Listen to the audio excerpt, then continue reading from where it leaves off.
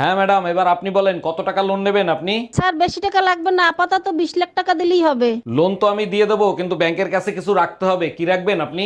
কিছু থাকলে কি আর লোন নিতে আসি? আপাতত বিশ্বাস জমা রাখেন। আচ্ছা, বিয়ের পরে আমি যখন হাসতাম তুমি আমাকে কি বলতে মনে আছে? হ্যাঁ মনে আছে, চাঁদের হাসি বাদ ভেঙে যায়। এখন হাসলে তো কিছু বলো না, এখন কি হাসি ভালো লাগে না? এখন তো তোমাকে হাসতে দেখি না, কই একটু হাসো তো।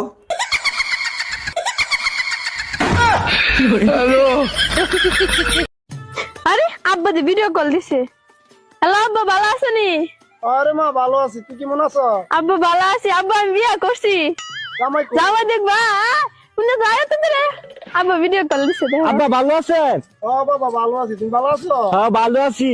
তো বাবা তুমি কি হরতে অনে? আমি ইঞ্জিনিয়ার। দেখছো আব্বা? আরে মা অত দিন একটা কামের কাম করছস, গতবার তো গেছি লেগে লিস্ট হল লগে ফলায়া, ওখানে ইঞ্জিনিয়ারের লগে গেছো। আমি পারি না আর পারি। এই কথা কইস না, বউ ফোন দিছে। হ্যালো।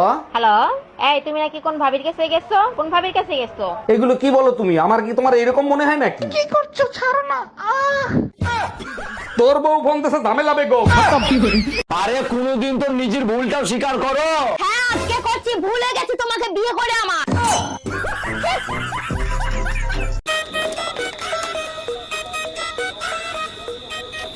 জীবনে তিনটা জিনিস ভুলেও করবেন না। এক হচ্ছে বাবা মার পছন্দের বিয়ে, আর দুই নিজের পছন্দের বিয়ে, আর তিন বিয়ে। তা তুমি করলে কেন? ভুল করে।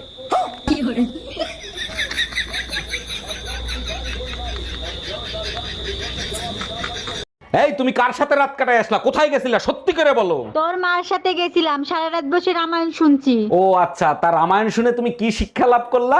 আরে রাখো তোমার শিক্ষা, আমি তো এখন পর্যন্ত বুঝতেই পারলাম না সীতা কার বাপ। हम इसका पति है, हमको सिर्फ फांसी का सजा चाहिए। হ্যাঁ তুই বিয়ে করবি? তোর মাথা পাতা খারাপ হয়ে গেছে? বিয়ে করিস না ভাই, জীবনটা নরকের থেকে অদম হয়ে যাবে। হ্যাঁ আমার ব্যক্তিগত অভিজ্ঞতা থেকে বলছি। কালকে বলবে লিপস্টিক কিনে দাও, তারপর বলবে শাড়ি কিনে দাও, লেহেঙ্গা কিনে দাও, কিনতে কিনতে জীবন শেষ। হ্যাঁ আর তারপরে দেখবি চুল কাটাতে যাবে, তো আমাদের তো 50 টাকায় মিটে যাবে পল্টুদার দোকানে, আর ওদের 2000 টাকা চুল কাটাতে লাগে ভাই। হ্যাঁ তারপরে এমন এমন খাবার রান্না করবে, সে তো শালা মুখে দেওয়ার মতন না, তাও বৃত্তে প্রশংসা করতে হবে। আমার এমন এমন রাগ হয় না, মনে হয় জ্বালা চুলের মুঠি ধরে পাখার সাথে ঝুলিয়ে দিই, দিয়ে পাখাটা ফুল স্পিডে চালিয়ে দিই। হ্যাঁ এরকম ভাবে রাগ হয়। আরে আমাকে ওই অভিজিৎ বলছিল, হ্যাঁ ওর বউর সম্বন্ধে, ওর বউ নাকি ডাইনি পুরো, বলছে বিয়ে করিস না ভাই, এরকম এরকম ব্যাপার। আমি তো বলে দিয়েছি ভাই তোর বউ ওরকম হতে পারে, আমার বউ ওরকম নয়, আমার বউ খুব ভালো। হ্যাঁ আমার বউ তো লক্ষতে কোটিতে একটা। আমার বউ তো না, আমার বউ তো আমার সোনা, আমার জীবন, আমার কলিজা। अबे साले। আচ্ছা ভাই রাখলাম। হ্যাঁ হ্যাঁ পরে কথা বলবো, টাটা। কি করে রান্না করেছো? তাহলে খেতে দাও।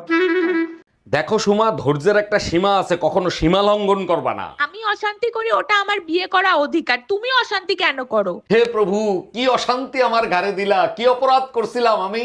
এখন প্রভুর দোষ দিচ্ছ কেন? প্রভু কি তোমাকে বিয়ে করতে বলছিল? হ্যালো কুরিয়ার দাদা, তুমি কিন্তু এখন ভুলেও আমার বাড়ির সামনে পার্সেল দিতে এসো না।